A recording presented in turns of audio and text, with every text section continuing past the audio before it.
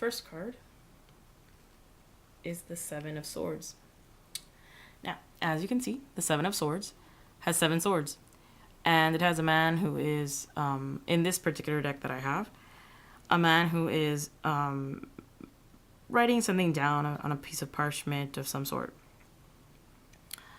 Now, traditionally, the card in the Rider-Waite has a man who looks like he is stealing or running off with swords.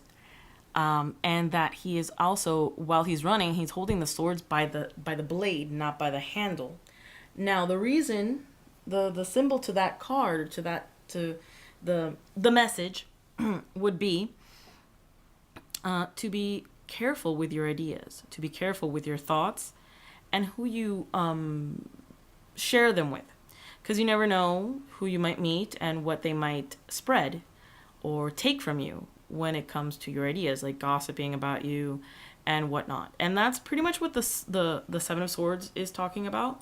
It's about being careful, and that you might have someone in your group of friends who is trying to steal your ideas or your thoughts, or is trying to manipulate you, or even worse, trying to spread rumors about you, and is trying to find information about you, so they sort of act like they're your friend.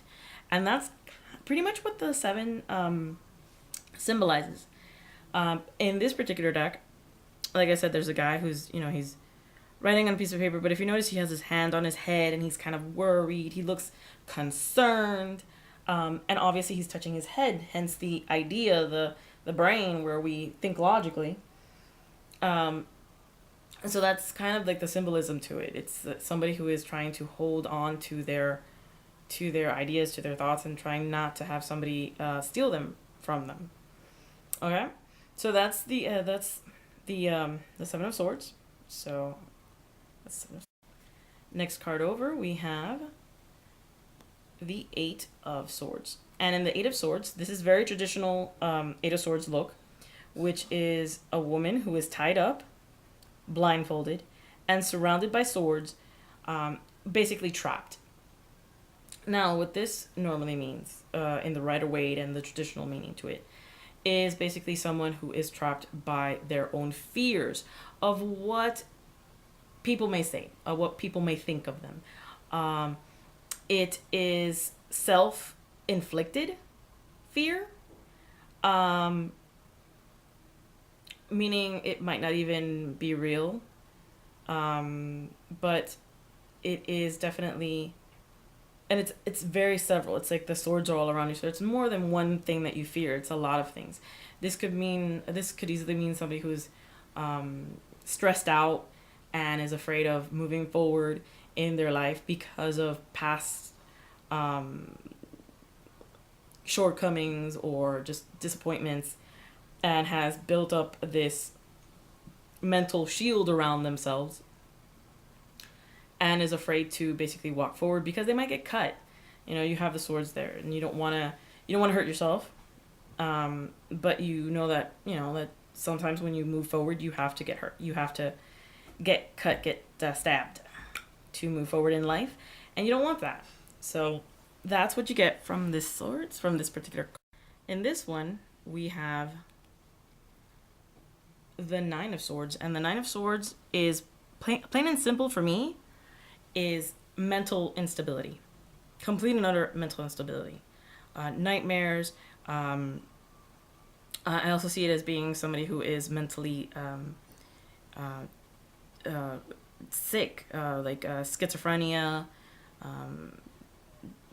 delusions of some sort, hallucinations, not in a positive sense, not in a psychic awareness kind of way, in more of a I really need clinical help kind of a way, because sometimes psychic powers can be really scary and can often be mistaken as being mental instability or mental problems, when really they're not. They're you're just sensing other things. But this is more within you. It's more of a struggle within you. It's all in your head. It's all you.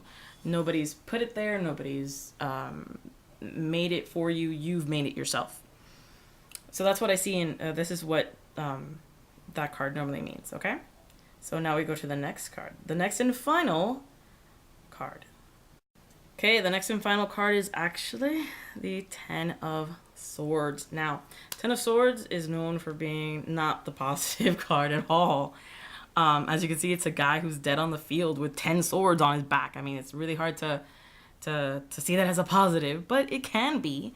That card usually means that you've already been hit, you've already been stabbed, you've been beaten down all the way down. There's no way, there's no farther way you could go. So you've already hit rock bottom. And from there you can move forward. It's almost like finally it's all out. It happened. I went through it. Now I can move forward. Now I can, that part of my life can be over. So that's the positive side to it. The way that I try to look at it, the way I try to tell it to my customers and clients, the way that I try to let them see it. But it is a very harsh card. It is a very harsh card, and it is very. Hey guys, thank you for watching.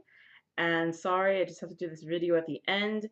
The video camera actually lost battery. But pretty much what I said is what I was going to say in the first place. So I'm just doing this to let you guys know that you didn't get like half of what I wanted to say or anything like that.